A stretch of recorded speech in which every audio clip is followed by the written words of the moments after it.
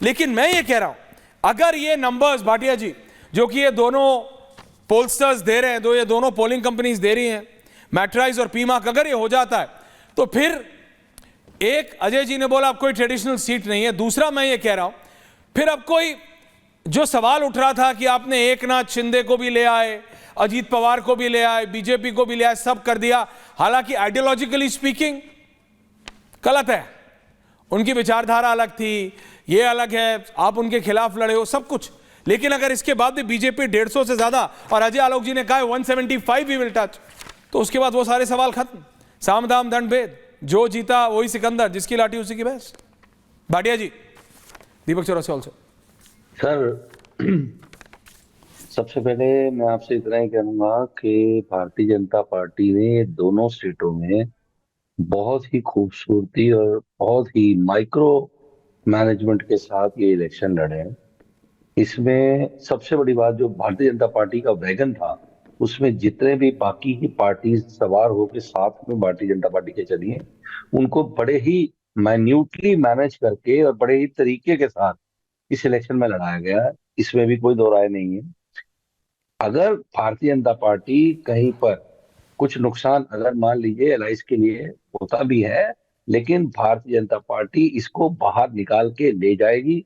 ये ground level पे public जो है वो 100% भारतीय जनता पार्टी के साथ नजर आती हुई दिख रही है। ये दिख रहा है, इसमें ऐसा नहीं है, क्योंकि जो लड़ाई यहाँ पर चल रही थी, आप कितने दिन से चला रहे हैं, कितने दिन से पोल की लड़ाई चल रही है, हर चीज चल रही है, लेकिन बीजेपी को कोई भी नकारात्मक आप नहीं देख सकते कि उसको कोई नेगेटिव सोच से कोई देख रहा है। बीजेपी इस वक्त बहुत ही अच्छी पोजीशन में, हरियाणा जीतने के बाद स्पेशली हरियाणा को जीतने के बाद बीजेपी काफी स्ट्रॉन्ग फुट पे ये सिलेक्शन को उन्होंने लड़ा है। और फिर भी उन्होंने लाइटली नहीं, लेकिन महाराष्ट्र की बात भाटिया जी, मैं जरा समाजवादी पार्टी के प्रवक्ता है, नॉर्मली मैं समाजवादी पार्टी के प्रवक्ता दीपक जी आपसे सिर्फ यूपी की बात करते हो। मेरे को-एंकर मृदुल भी जुड़ रहा है आज, पूछता भारत का स्पेशल एडिशन है जो लंबा चलेगा। मृदुल का एक्स फैक्टर भी हम थोड़ा आज we will combine both together. लेकिन मैं ये कह रहा हूं, can I have Mridul also on, कि समाजवादी पार्टी के प्रवक्ता, मैं सिर्फ ये कह रहा हूं महाराष्ट्र में सपा फैक्टर बन गई अचानक। अबू आजमी जी, मृदुल इस तरीके की प्रतिक्रियाएं देने लगे दीपक रंजन जी कि समाजवादी पार्टी सीट जीते ना जीते कैमरा जरूर थे उनके पास। आपको लगता है आप महाराष्ट्र में कुछ भी कर पाएंगे? दीपक जी, सभा के प्रवक्ता से पूछ रहा हूं, दो दीपक हैं इसलिए।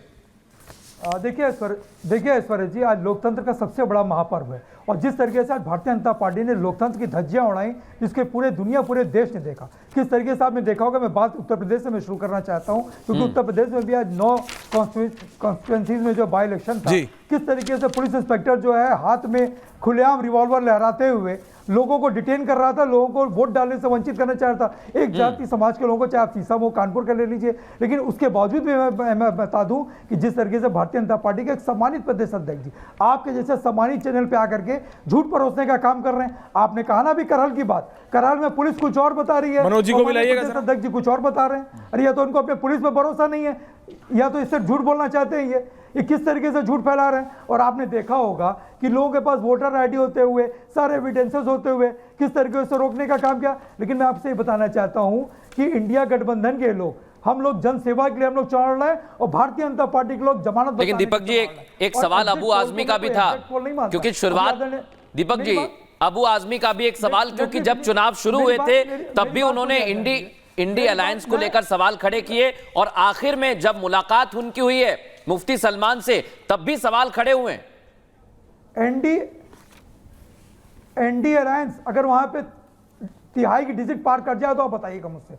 23 तारीख को आने वाला है ना रिजल्ट, और exit poll is not exact poll. आदरणीय मनोज सिंह जी को मैं बड़ा सम्मान करता हूं, लेकिन हाँ, सम्मान से साथ बताइए जरा, सम्मान लाइए जरा, सम्मान सब कर रहा है आपका, मानता कोई नहीं है, ऐसा सम्मान मैंने पहली बार देखा है। मनोज जी को लाओ ने जो बटो के जैसे नारे का अब तक के पॉलिटिकल हिस्ट्री का सबसे नकारात्मक बयान अगर कोई है, सबसे नकारात्मक नारा कोई है तो कटोगे। इस बार तो वोट जिहाद भी चर्चा में था। बैठा हुआ मुख्यमंत्री जो एक मठ का योगी भी है, इस तरह की भाषा इस्तेमाल करता हो और उसको जब जस्टिफाई कर रहे हो मनोज सिंह जी, उसको डिफेंड कर रहे हो मनोज सिंह जी, उसकी वकालत कर रहे हो मनोज सिंह जी, तो आप समझ सकते हैं कि क्या ये समझ है इनकी और कहां ये किसका पक्ष ले रहे हैं। तो सारा उसमें मैं सम्मान आ जाना गया नहीं 30 चाहता, सेकंड 23 तारीख को रिजल्ट में। मनोज जी, आएगा। और आप देखिए अजय आलोक जी आ रहा हूं, दीपक दादा को रख लीजिए प्लीज, 4 लोग।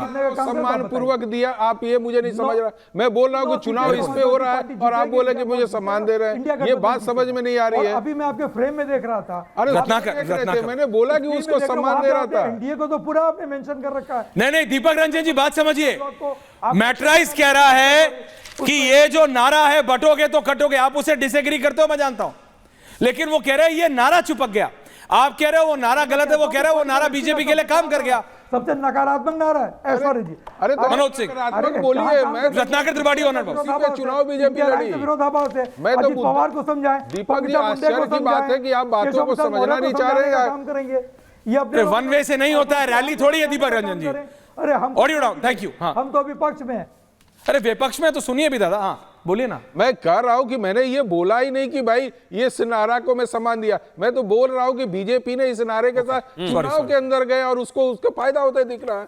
ये मैं कहा बोल रहा हूं कि उसके मुद्दे बहुत अच्छे। Ajay Alok point taken. अच्छा ओके, आप कह रहे हो वो नारा सही नहीं था, ठीक है पॉइंट टेकन। अजय आलोक नहीं अजय आलोक नहीं अजय आलोक नहीं अजय आलोक अजय आलोक अजय आलोक अजय आलोक अजय आलोक रत्नाकर त्रिपाठी मेरी thank you.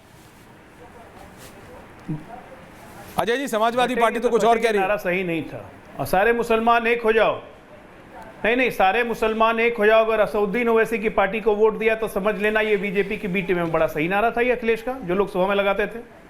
All India Muslim personal law board जब लिख के देता है कि सारे वोट महाविकास अघाड़ी को दे दो, ये हमारी कौम के जन्नत ज़हूद का सवाल है, तो बड़ा सही के नारा था ये। कम्युनल नहीं, सेकुलर नारा था। हम कहते हैं बटेंगे तो कटेंगे, एक है तो सेफ हैं, तो ये कम्युनल नारा हो गया। अरे ये देश सेकुलर इसीलिए है क्योंकि यहाँ हिंदू बहुलता है। जिस दिन ये हिंदू बहुलता खत्म हो गई ना, या बराबर भी आ गई, काट दिए जाएंगे और इस्लामिक राष्ट्र बन जाएगा ये देश। याद रखिए, अब तो चुनाव खत्म हो गए ना, तब भी हम ये बात कह रहे हैं और ताउम्र ये बात कहते रहेंगे ताकि पीढ़ियों को सबक मिले। सपा काउंटर कर रही। और आप जिस तरह से बोल रहे हैं ना, आप भी जानते हैं आपके मोहल्ले में अगर बहुतायत हो गई ना तो भाग जाइएगा आप छोड़ के, या भगा दिए जाइएगा। देखिए देखिए देखिए देखिए ऐश्वर्य जी, इनकी कोई भी डिबेट बिना हिंदू मुस्लिम के पूरी हो ही नहीं सकती। और यहाँ पे जो मोहित पांडे जो पुलिस कस्टडी में मारा गया, जो अमन गौतम मारा गया, ये हिंदू मुस्लिम की बात नहीं है, ये देश की बात है। ऊपर चढ़ा करके ये हिंदू मुस्लिम की बात नहीं है, ये देश की बात है, यही आपको समझना है। अरे वो हिंदू नहीं थे, अरे हिंदू मुसलमान यही समझना है आप लोग को। खत्म हो सकती उसके जयचंदों जैसे हिंदू बनने की जरूरत नहीं है। बांट करके काट करके राज करना चाहते हो। जयचंद जैसे हिंदू बनने की जरूरत नहीं है, महाराणा प्रताप जैसे हिंदू बनने की जरूरत है, बस इतना ही कह रहा हूँ। मानना है तो मान लीजिए, नहीं तो बने रहिए जयचंद। किसको काटने की बात कर रहे हो? बने रहिए जयचंद, हिम्मत तो बताओ, आप बने रहिए जयचंद, हिम्मत तो बताओ किसको जयचंद बने रहिए, हिम्मत नहीं आपके अंदर, जयचंद बने रहिए। अजय आलोक जी आपके अंदर हिम्मत, जयचंद बने रहिए। ये देश महाराणा प्रताप और शिवाजी के आदर्शों पे चलेगा, जयचंदों के आदर्श पे नहीं चलेगा। किसको काटने की बात कर रहे हैं?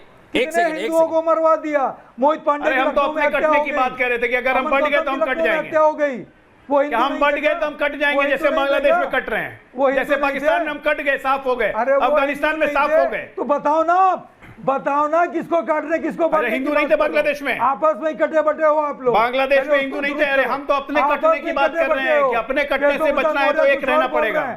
विजय पाठक कुछ और, आप जैसे जयचंदों की बात नहीं कर रहे हैं। एक बार बता दूं, जब कटने की बारी आएगी ना तो जयचंद सबसे पहले कटेंगे। कर लो इनको, एक जयचंद लोग सबसे पहले काटे जाएंगे। इनको अपनी पार्टी, हम तो लड़ देंगे, आप तो लड़ने लायक भी नहीं हो। जवाब दे। अरे कोई ना कटे भाई, मेरे दो